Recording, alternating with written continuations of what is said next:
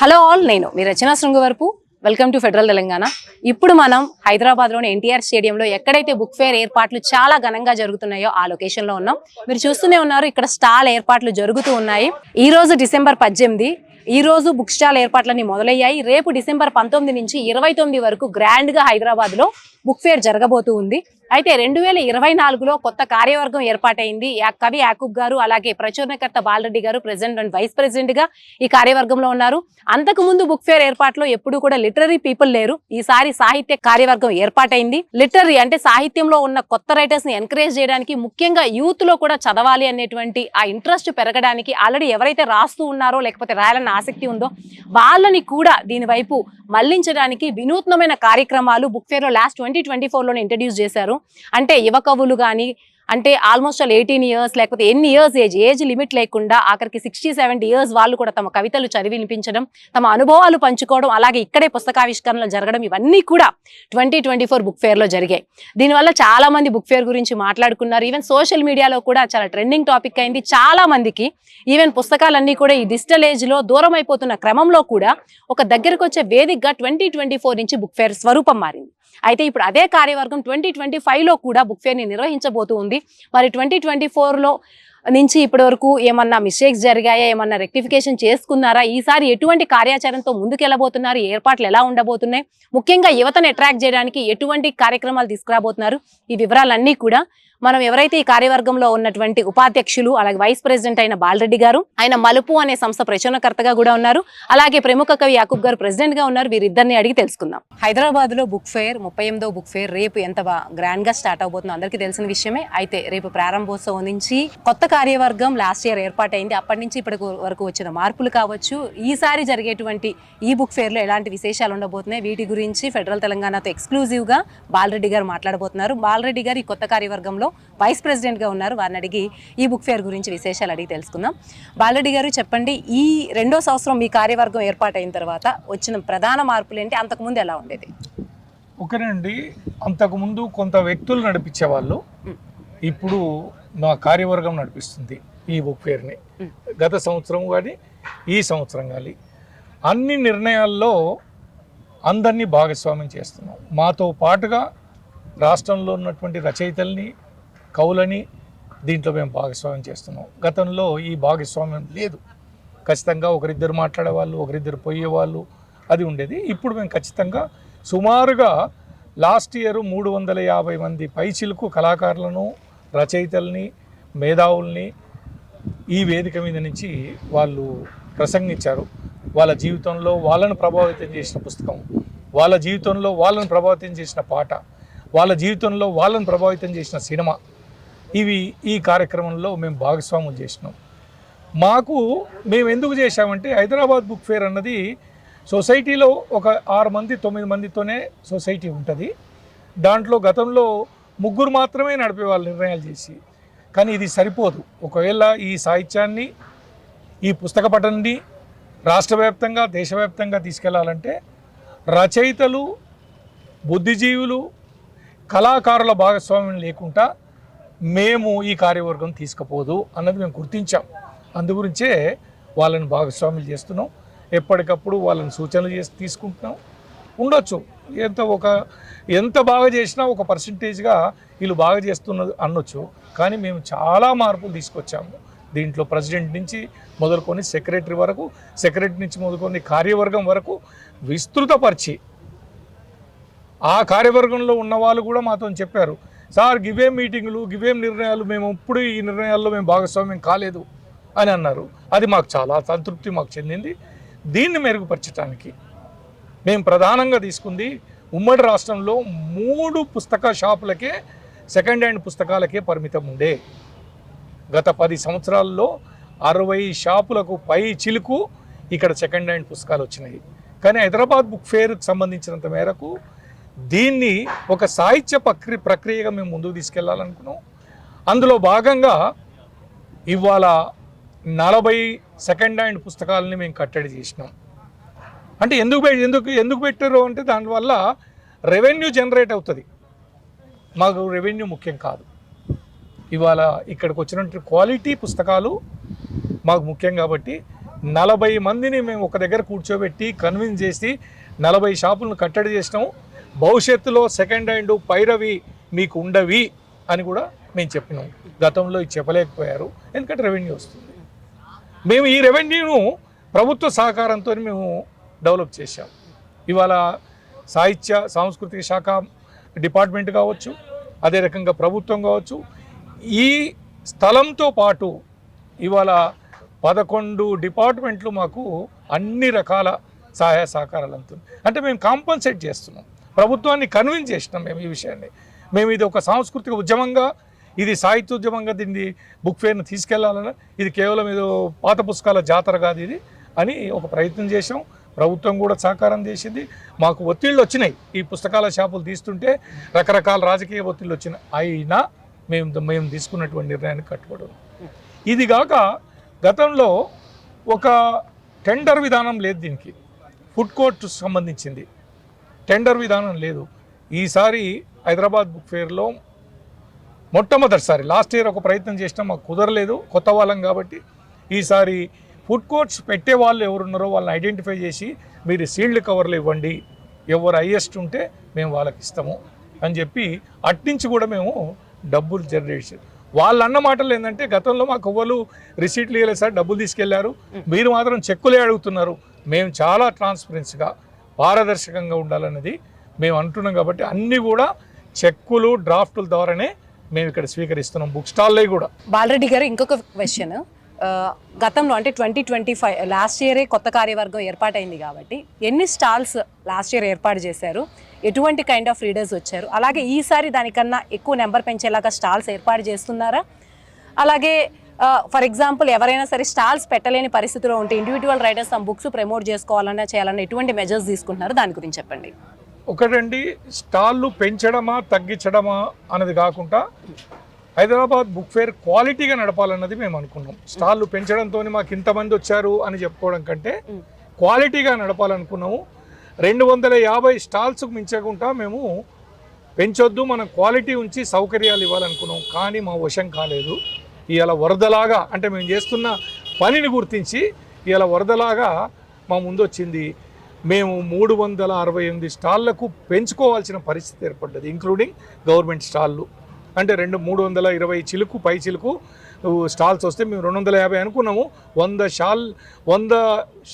స్టాళ్లను పెంచుకోగలిగినాం. ఎంత minimum rate ఎంత పెడుతున్నారు ఒక స్టాల్? మినిమం రేటు అన్నది 16,000 చిల్లరమ్మ. జిఎస్టీ మేము గవర్నమెంట్కు జిఎస్టీ వదులు చేస్తున్నాము, జిఎస్టీ ప్రభుత్వానికి కడుతున్నాము, పక్కా ట్రాన్స్పరెన్సీగా ఉండాలని.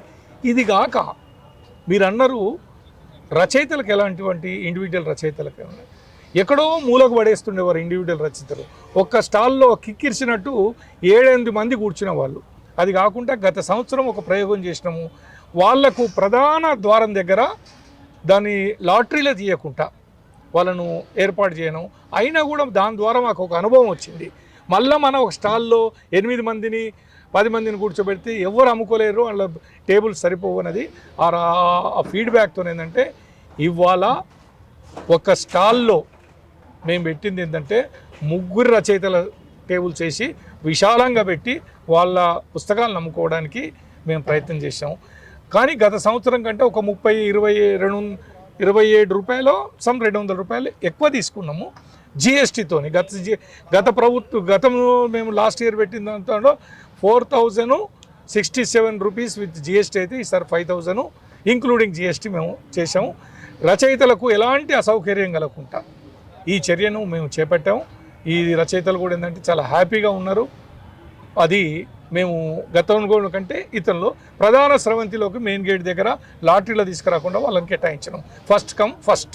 బాలరెడ్డి గారు ఇంకొక క్వశ్చన్, యాక్చువల్గా ఇదివరకు బుక్ ఫేర్ అంటే ఓన్లీ బుక్స్ అమ్మడం వరకే ఉండేది. కానీ ఇప్పుడు మీరు సాహితీవేత్తలు ఎంకరేజ్ చేయడానికి ప్రతిరోజు ఒక కార్యక్రమం, వాళ్ళకి నచ్చిన కవిత కావచ్చు, ఎక్స్పీరియన్సెస్, కవిత, లాస్ట్ టైం అయితే ఈవెన్ కవితలు కూడా చదివించారు. సో వీటన్నిటికీ టైం సరిపోతుందా?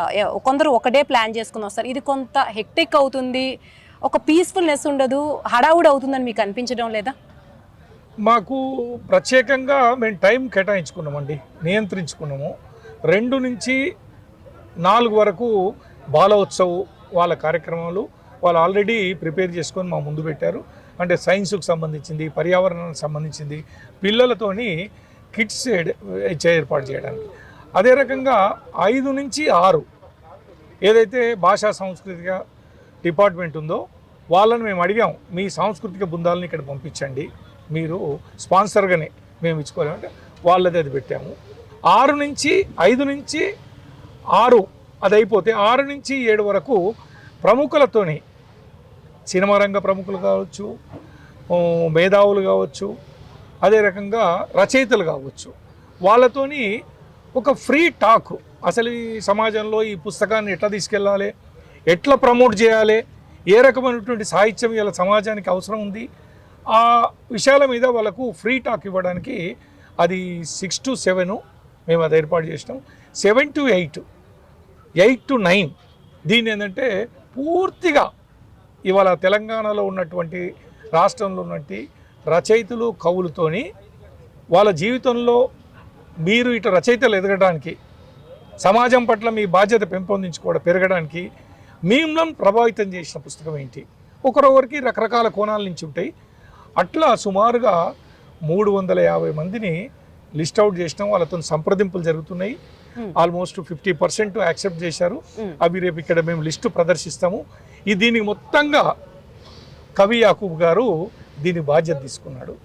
నేను 6 నుంచి 7 జరిగే ప్రముఖుల మేధావులతోని ఉన్నదానికి నేను బాధ్యత తీసుకున్నాను. ఇవాళ ఇట్లా మేము ముందుకెళ్ళాలని, దీన్ని ఒక పుస్తకాల పండుగగా తీసుకెళ్లాలని, ఇది కేవలం పాత పుస్తకాలు అమ్ముకొని ఇట్లా కాకుండా ఒక పర్స్పెక్టివ్తో దీన్ని ఉండొచ్చు, నాకు పర్స్పెక్టివ్ ఉండొచ్చు, కానీ దీనికి విశాలమైనటువంటి పర్స్పెక్టివ్ ఉంది. ఈ విశాలమైనటువంటి పర్స్పెక్టివ్ని ముందుకు తీసుకెళ్ళడానికి దాంట్లో నుంచి ఎవరైనా ప్రభావితం చెందితే ఎంతో ఒక మేరకు సమాజానికి ఉపయోగపడుతుందని మేము భావించి దీంట్లో ఈ సాహితీ సాంస్కృతిక కార్యక్రమాలని నిర్వర్తించడానికి ఒక ప్రయత్నం చేస్తాం. బాలరెడ్డి గారు, వన్ ఫైనల్ క్వశ్చన్. ఇప్పుడు వరకు ఉన్న దాంట్లో, లాస్ట్ టైం జరిగిన దాంట్లో యువత ఎంతమంది వచ్చారు? అంటే బుక్ ఫేర్ అంటే ఎక్కువగా మనం ఎల్డర్ పీపుల్ని, బుక్స్ మీద ఎక్కువ ఇంట్రెస్ట్ ఉన్న వాళ్ళు చూస్తాము. జంజీలో అది కొంచెం తగ్గుతుంది కాబట్టి లాస్ట్ టైం యూత్ ఎంత పర్సంటేజ్ వచ్చారు, ఈసారి యూత్ పర్సంటేజ్ ఎంత ఉంటుందని మీరు అనుకుంటున్నారు? మా లెక్కల ప్రకారం గత సంవత్సరము మొత్తము ఒక 8 లక్షల మంది ఇక్కడ వీక్షకులు వచ్చి ఉంటే దాంట్లో 50% యువతనే వచ్చిందమ్మా. ఆ యువతను స్కూల్ నుంచి మొదలు పెడితే యువత వరకు వాళ్ళు 50%. పేరెంట్స్ తీసుకొస్తున్నారా? లేదు, యువత ఇండివిజువల్గా వస్తున్నారు. ప్రధానంగా యువత రావడానికి కారణం ఏంటంటే యువ రచయితలు ఈ వేదిక మీద నుంచి మాట్లాడడంతో, యువ కవులు వాళ్ళ పఠనం ఇక్కడి నుంచి ఉంది కాబట్టి దానికి యువతులు ఆకర్షితులై యువకులు ఇక్కడ కూర్చోవడానికి, సందర్శించడానికి ఇది ఉపయోగపడుతుందనే మేము ఈ కార్యక్రమాన్ని పెట్టాము. ఇప్పుడు మనతో బుక్ ఫేర్ అధ్యక్షులైనటువంటి యాకూబ్ గారు ఉన్నారు. యాకూబ్ గారు స్వయంగా కవి కావడం వల్ల, లిటరరీ పర్సన్ కావడం వల్ల ఈసారి బుక్ ఫేర్ని ఏ పర్స్పెక్టివ్లో చూస్తున్నారు, ఎటువంటి ప్రొడక్టివ్ చేంజెస్ ఎక్స్పెక్ట్ చేస్తున్నారు? ఆల్రెడీ మనం బాలరెడ్డి గారితో ఏర్పాట్లు ఇవన్నీ విషయాలు మాట్లాడాం కాబట్టి ఇప్పుడు యాకూబ్ గారితో యూత్ పర్స్పెక్టివ్లో ఇది ఎలా ఉండబోతుంది, ఆయన ఎక్స్పెక్ట్ చేస్తున్నటువంటి చేంజెస్ ఏంటో అడిగి తెలుసుకుందాం. యాకూబ్ గారు చెప్పండి, మీరు యువతకి ఈ బుక్ ఫేర్ వల్ల ఈసారి 2025 ఎటువంటి మేలు జరగబోతుంది అనుకుంటున్నారు? అలాగే 2024తో పోలిస్తే 2025 బుక్ ఫేర్ ఎలా బెటర్గా ఉండబోతుంది? మీ ఎదురుగా నిలబడ్డ ఈ యాకూబునే పుస్తకాలు చెక్కిన శిల్పమే. పుస్తకం లేకపోతే మీరు ఎక్స్పెక్ట్ చేయలేరు. నేను పుట్టిన ఆ రిమోట్ ప్రాంతం నుంచి ఇక్కడి దాకా వస్తానని కూడా ఎక్స్పెక్ట్ చేయలేరు మీరు. పుస్తకం అది ఏ ముహూర్తాన ఆ పుస్తకం వైపుకి ఆకర్షించబడ్డానో, ఏ ముహూర్తాన ఏ మహానుభావుడు ఈ పుస్తకాల వైపు నాకు మళ్ళించాడో కానీ ఇక్కడ దాకా రాగలిగాను. నేను ఎక్స్పెక్ట్ చేస్తుంది కూడా ఇదే. ఇప్పుడున్న యువకులు పుస్తకాల వైపు మళ్ళితే వాళ్ళు ఎంత దూరం వెళ్ళాలో ఆ పుస్తకమే మార్గం చూపెడుతుంది. అట్లాంటి మార్గం చూపెట్టేటువంటిది పుస్తకమే కాబట్టి ఇప్పుడున్నటువంటి ఈ పుస్తకాల పండుగ కొన్ని వందల వేల లక్షల పుస్తకాల ఒక పండుగలు కాబట్టి ఇక్కడికి యువకులు వస్తే తప్పనిసరిగా ఆ పుస్తకాల వైపుకు మళ్ళుతారు. ఆ పుస్తకాల యొక్క వాతావరణంలో కొద్దిసేపు తిరుగాడుతారు. అట్లా తిరుగాడడం వల్ల డెఫినెట్గా వాళ్ళలో ఒక చిన్నపాటి మార్పు అయినా వస్తుంది. అయితే నేను ఒక కవిగా ఒక 35-40 ఏళ్ళుగా సాహిత్య రంగంలో ఉన్నవాడిని. అట్లాగే తెలుగు అసోసియేట్ ప్రొఫెసర్ గాను నేను ఒక 30 ఏళ్లకు పైగా పనిచేసిన వాడిని. అంటే నా ప్రపంచం అంతా పిల్లలతో గడపడమే. ఆ పిల్లలు ఆ పాఠాలు చెప్పిన నేను నా ఎదురుగా అంతమంది పిల్లల్ని చూశాను కాబట్టి ఎవరెవరు ఏ ఏ పుస్తకాల వైపుకి ఆ దరికి వెళ్ళడం వల్ల వాళ్ళు ఎంత దూరం ప్రయాణించగలిగారో నా దగ్గర బోల్డెన్ సాక్ష్యాలు ఉన్నాయి. అందువల్ల నేను కోరుకునేది ఏమిటంటే ఎక్కడ సాహిత్యం వైపుకి యువత మళ్ళుతుందో అక్కడ బెటర్ వాతావరణం ఏర్పడుతుంది. బెటర్ అతని జీవితంలో పర్టికులర్గా ఒక యువకుడినే తీసుకుంటే అతను డెఫినెట్గా దాంట్లో పాజిటివ్ కోణాలు బోల్డంత వస్తాయి. సాహిత్యం తప్పకుండా సంస్కరిస్తుంది. మనమేమో వాక్యాల ద్వారా సాహిత్యం సంస్కరించును అనేటువంటి మాట అంటాం. సాహిత్యం సంస్కరించిన అది మాటే మాత్రమే కాదు, అది డెఫినెట్గా ప్రాక్టికల్గా కూడా జరిగే అంశమే. అటువంటప్పుడు ఈ బుక్ ఫేర్స్లో బోల్డన్ని పుస్తకాలు, బోల్డంతమంది పబ్లిషర్స్, బోల్డంతమంది ఇక్కడే కలుసుకోదగినటువంటి సాహిత్యకారులు ఇక్కడ ఉంటారు. వాళ్ళంతతో కలవడము, ఇంత పెద్ద ప్లేస్లో ఒక్కొక్క పుస్తకాన్ని చూసుకుంటూ గడిపిన బోల్డంత అతనికి బ్రైట్నెస్ వస్తుంది. అంతేకాకుండా పిల్లల కోసం మేము వాళ్ళు వచ్చి తల్లిదండ్రులు పిల్లలు తీసుకుని వాళ్ళు ఆడుకోవడానికి కూడా స్థలం కేటాయిస్తున్నాం. మొత్తం సింబాలిక్గా మేము అనుకుంటున్న పాయింట్కి పుస్తక స్ఫూర్తి అనే మాట పెట్టాం. దానికి ఒక పైలాన్ని తయారు చేస్తున్నాం. ఆ పైలాన్ని ఈసారి మేము ఇక్కడ ఆవిష్కరించుకోబోతున్నాం. 2 వేదికలు, కొంపల్లి వెంకట్ గౌడ్ వేదిక పుస్తకావిష్కరణల కోసమే. మనం ఎక్కువ ఆవిష్కరణలు బుక్ ఫేర్లో జరపాలి అంటే జరపడం అంటే ఏదో ఆదాన ప్రదానాలు కాదు, ఇక్కడ ఆవిష్కరణలు జరపడం ద్వారా ఆ వాతావరణాన్ని ఇక్కడ రూపొందించడం ద్వారా ఈ పుస్తకంని మనం ఇక్కడ చేసుకోవచ్చు. ఒక సదుపాయము అనేటువంటిది బుక్కుని ఇక్కడ రిలీజ్ చేయడం ద్వారా ఒక కొత్త వెలుగుని ఆవిష్కరించటం. దానికోసం కంప్లీట్గా ఒక వేదికే, దానికి చాలా పకడ్బందీగా దానికోసం ఏర్పాటు చేస్తాం. అట్లానే 2 నుంచి మొదలుకొని ఈ ప్రధాన వేదిక అనిశెట్టి రచిత వేదిక మీద 2 నుంచి 5 వరకు బాలోత్సవం కోసం కేటాయించాం. 5 నుంచి 6 వరకు సాంస్కృతిక కార్యక్రమాల కోసం కేటాయించాం. 6 నుంచి 7 ప్రముఖులు వచ్చిన వాళ్ళు పుస్తక సందేశాలు ఇవ్వడానికి పుస్తకము అవసరము, దానికి సంబంధించిన పుస్తకము ఒక దారిదీపము లాంటి విషయాల పట్ల వాళ్ళు మాట్లాడతారు. 7, 8, 9 ఈ 2 సెషన్లో పుస్తక స్ఫూర్తి, యువర్ ఫేవరెట్ బుక్, నచ్చిన పుస్తకం, ప్రభావితం చేసిన పుస్తకం మీద 2 సెషన్లు కంప్లీట్గా డెడికేట్ చేస్తాం. లాస్ట్ ఇయర్ కూడా విస్తృతంగా 3 సెషన్స్ పుస్తక స్ఫూర్తి నడిపాం. ఈసారి 2 సెషన్లు, ఒకటేమో ప్రముఖులు సందేశాలు, పుస్తకానికి సంబంధించిన సందేశాలు ఇవ్వడానికి. ఇవన్నిటినీ చేసి లాస్ట్ ఇయర్ మనం ఎవరిని అకామిడేట్ చేయలేకపోయామో, ఇంకా పిలవాల్సిన వాళ్ళు ఉన్నారు. ఈసారి మనం పిలవడానికి ప్రయత్నాలు చేస్తున్నాం. అట్లా పుస్తక స్ఫూర్తి మీదే మాట్లాడితే ఇప్పుడు మీరే ఉన్నారు, ఏ పుస్తకం మిమ్మల్ని ఎప్పుడు ఎట్లా ప్రభావితం చేసిందో దాంట్లో కొంత జిస్టనే చెప్పగలుగుతారు కదా, కొన్ని బుల్లెట్ పాయింట్ చెప్పగలుగుతారు కదా. అది చెప్పడం ద్వారా అక్కడ వింటున్నటువంటి ఒక శ్రోతలో ఒక యువకుడు, ఒక పెద్ద ఆయన ఉంటాడు, అరే ఫలానా రచన గారు ఈ పుస్తకం గురించి ప్రస్తావించారు, అది ఎక్కడ ఉంటుంది వెళ్తాడు కదా. So making him to go to the book అనే పాయింట్ మీద డిజైన్ చేస్తాం. మొత్తంగా పుస్తకం వైపు మళ్ళాలి సమాజం. వాళ్ళు ఏ భావజాలాల వైపు ఉండనీగాక, ఏ రిలీజియన్స్ వైపు ఉండనీగాక, ఏ వర్గాలలో ఉండనీగాక, ఏ అంతస్తులలో ఉండనీగాక, వాళ్ళందరూ రాబోయే ఒక మంచి సమాజం ఏర్పడాలంటే తాము రావాలి, తమ చుట్టూ ఉన్న వాళ్ళని తీసుకురావాలి, తమ పిల్లల్ని తీసుకురావాలి, కుటుంబాలుగా తరలి వచ్చి పుస్తకాల మధ్యకు వచ్చి వాళ్ళు ఎంత కొంటారు ఎంత కొనరు అనేది పక్కన పెడితే ఈ వాతావరణంలోకి వచ్చి పుస్తకాలు 1-2 పుస్తకాలు కొనుక్కొనైనా ఈ వాతావరణంలోకి వచ్చి గడిపిపోతే ఒక బ్రైట్ ఒక వాతావరణంలోకి వచ్చినట్టు ఉంటుంది. యాకూబ్ గారు, ఒక ప్రధాన విమర్శ అయితే బుక్ ఫేర్ మీద ఉంది. అదేంటంటే చాలా మంది సెల్ఫీస్ దిగడానికి రైటర్స్ ఇక్కడ ఎక్కువ టైం చేస్తున్నారు, దాని గ్రామర్ ఎక్కువ కనిపిస్తూ ఉంది. అంటే దాన్ని కూడా మీరు ఒక పాజిటివ్ ఆస్పెక్ట్గా చూస్తారు. ఎందుకంటే జంజీకి అటెన్షన్ స్పాన్ తక్కువ కాబట్టి ఒక పక్కన మీరు ఇన్ని కార్యక్రమాలు ఏర్పాటు చేస్తే కొందరు కవులు కేవలం వాళ్ళ కవితల కోసం వినిపించడానికి రావచ్చు, ఇన్ని బుక్స్ చూడడానికి టైం ఉంటుందా? అంటే ఓన్లీ వన్ పర్పస్ సర్వ్ చేసే దిశగా బుక్ ఫేర్ మారుతుందా? నిజంగానే ఇదంతా ఓవరాల్ ప్రొడక్టివిటీ ఉండబోతుందా? ఓవరాల్ ప్రొడక్ట్ ఉంటుంది. మీరు సెల్ఫీలు అన్నారు, సెల్ఫీలు అనేటువంటి దిగడము అదంతా ఇప్పుడు ఎక్కడ ఏ ప్రాంతానికి వెళ్ళినా దానికోసమే వచ్చి వెళ్ళిపోయే వాళ్ళు కూడా చాలా మంది దానికోసమే వచ్చి వెళ్ళిపోతున్నారు అనేది కూడా పెద్ద అంత నిజం లేదు. వచ్చిన తర్వాత ఎవరో కలుస్తారు, వాళ్ళది ఒక ఫోటో ఉంటే, ఇప్పుడు మనం ఒక కాలంలో అయితే ఒకరితో ఒక ఫోటో దిగాలంటే కెమెరామెన్ పిలవండి, ఫోటో స్టూడియోకి వెళ్ళండి అనేటువంటిది. దాన్ని ప్రింట్ చేసుకోవాలంటే ఫోటో స్టూడియోకి వెళ్ళి కడిగించుకోండి. ఇప్పుడు ప్రతి చేతిలోనూ ఒక ఫోను, ఆ ఫోను ఒక కెమెరా. ఆ కెమెరా ఉన్నప్పుడు కొంతమందికి ఉంటుంది, వాళ్ళతో దిగితే బాగుంటుందేమో, వీళ్ళు పెద్దవాళ్ళు కనిపించారు వాళ్ళతో దిగితే నేను ఇదంతా సోషల్ మీడియాలో పెట్టుకుంటే బాగుంటుంది, ఉండొచ్చు, మనం నిలువరించలేము. కానీ అల్టిమేట్గా అటువైపుకే కాకుండా అతను పుస్తకాల దాకా వచ్చాడు కదా అనేది ఒకటి సంతోషం. రెండవది ఇంకేమన్నారు, ఇన్ని కండక్ట్ చేస్తున్నారు కవితా కార్యక్రమాలు, ఇన్ని కంబైన్ అయినప్పుడు ఇన్ని స్టాల్స్ తిరుగుతూ మొత్తం ఒక రోజు ప్లాన్ చేసుకుని వస్తారు. ఇన్ని చేయగలుగుతారా వాళ్ళు? ఇన్ని చేయగలుగుతారంటే మనము ఇక్కడ ఒక పుస్తకానికి సంబంధించిన వాతావరణాన్ని సృష్టించాలి. అది వెల్తిగా ఉండవద్దు.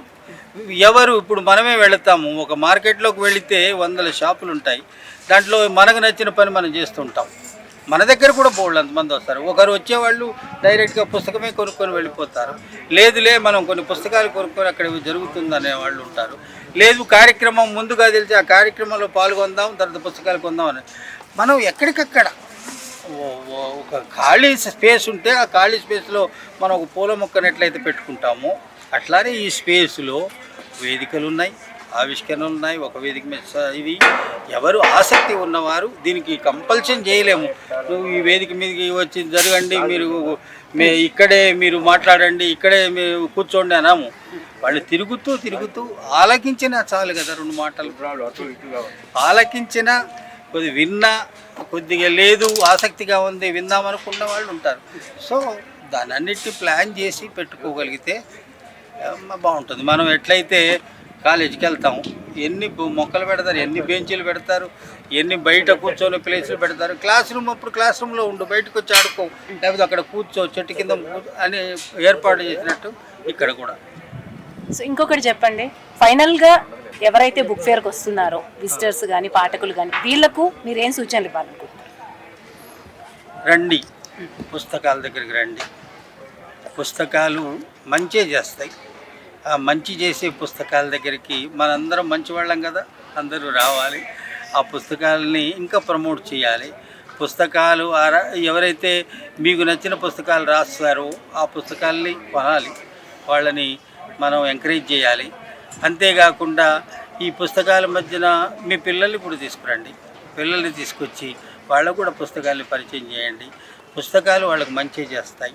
వాళ్ళకు మంచి చేస్తే మన కుటుంబానికి వాళ్ళు ఎదిగిన తర్వాత మంచి జరిగినట్టుగా. అనగా రాగమతి శైలుచనుండు అన్నట్టుగా చెప్పగా పిల్లలు పుస్తకాలు చదవడం వైపుకి వస్తారు. మనం చెప్తూ ఉందాం. అందరికీ బుక్ ఫేర్ చేసేటువంటి సొసైటీ తరఫున పుస్తక ప్రేమికుడిగా అందరినీ కోరుతున్నాను, visit book fair. Thank you. Book fair గురించి అన్ని విశేషాలు మీరు తెలుసుకున్నారు. ఎలా జరగబోతుంది, ఏ ఉద్దేశంతో దీన్ని నడిపిస్తున్నారని బాలరెడ్డి గారు చెప్పింది, అలాగే యాకూబ్ గారు చెప్పింది విన్నారు. అయితే మీలో చాలా మంది పుస్తకాలు చదువుకునే వాళ్ళు కానీ, లేకపోతే ఫ్రెండ్స్తో కలిసి వచ్చే వాళ్ళు కానీ, మల్టిపుల్ పర్పసెస్ మీద కేవలం హైదరాబాద్లో బుక్ ఫేర్లు చూడడం కోసం ఒకరోజు వచ్చేవాళ్ళు, తెలంగాణ నుంచి వచ్చేవాళ్ళు చాలామంది ఉంటారు. అయితే కొన్ని జాగ్రత్తలు తీసుకుంటే మీకు ఈ బుక్ ఫేర్ చాలా ఈజీగా ఉంటుంది. అలాగే ఎటువంటి ఇబ్బందులు ఫేస్ చేయకుండా ఈ బుక్స్ ఉన్నటువంటి ఎన్వైరన్మెంట్ని ఎంజాయ్ చేయగలుగుతారు, రైటర్స్ని కలవగలుగుతారు, చాలా హ్యాపీగా ఒక మెమరబుల్ ఎక్స్పీరియన్స్గా మార్చుకోగలుగుతారు. సో ఈ 10 days జరిగేటువంటి బుక్ ఫేర్లో మీకు అనువైన ఒక రోజుని ఎన్నుకోండి. ఆ మిగిలిన పనులు ఏమీ పెట్టుకోకండి, ఎందుకంటే చాలా స్టాల్స్ ఉంటాయి కాబట్టి ప్రతి స్టాల్ దగ్గరికి తిరగడము, బుక్స్ అన్ని చూడడము, అలాగే మీకు తెలిసిన ఫ్రెండ్స్ని కలవడము, ఎవరైనా రచయితలు ఉంటే పలకరించడము, ఇదంతా కూడా మీరు అనుకున్నట్టు 1-2 గంటల్లో అయిపోదు, చాలా టైం పడుతుంది. కాబట్టి దీనికి లీజర్గా మీరు టైం ఇవ్వగలిగినటువంటి రోజుని ఎన్నుకుని రండి, హడావుడిగా రావద్దు. ఇంకొకటి, మీతో పాటు స్నాక్స్ కానీ వాటర్ బాటిల్స్ కానీ ఇట్లాంటివి కూడా తెచ్చుకునే ప్రయత్నం చేయండి, ఎందుకంటే మధ్యలో బయటకు వెళ్ళడం రావడం ఇదంతా ఇబ్బందిగా ఉంటుంది. ఇంకొకటి, ఎప్పుడైతే మీరు బుక్ ఫైర్ బయటకు వెళ్తారో ఆ టికెట్ మళ్ళీ పని చేయదు, మళ్ళీ తీసుకోవాల్సి ఉంటుంది కాబట్టి బయటకు వెళ్ళిపోతే ఇది కూడా తెలుసుకుని ప్రవర్తించండి. అలాగే రచయితలు ఎవరైనా మీకు తెలిసిన వాళ్ళు కనిపించినప్పుడు వారికి కూడా మిగతా పనులు ఉంటాయని కొంత గుర్తించి వాళ్ళతో కొంత మినిమం టైం స్పెండ్ చేసి వాళ్ళని కూడా మూవ్ ఆన్ అయిపోతూ మిగిలిన వాటికి వెళ్ళండి తప్ప ఒకరి దగ్గర ఎక్కువసేపు కన్ఫైన్ అవ్వద్దు, వాళ్ళకి ఇబ్బంది కలిగేలా ప్రవర్తించొద్దు. సో పుస్తక ప్రియులారా, మీరు ఎవరైనా సరే యూత్ కావచ్చు, పెద్దవాళ్ళు కావచ్చు, తప్పకుండా రేపు పొద్దు నుంచి ఈ బుక్ ఫేర్ని విజిట్ చేయండి. అట్లీస్ట్ మీకు పుస్తకాలు చదివే అలవాటు లేకపోయినా సరే ఈ ఎన్వైరన్మెంట్ని చూడడానికి, కొత్త తరం యువతని చూడడానికి, కొత్త ఆలోచనలు పెంచుకోవడానికి, కొత్త ఫ్రెండ్స్ని చేసుకోవడానికి కూడా బుక్ ఫేర్కి వచ్చే ప్రయత్నం చేయండి.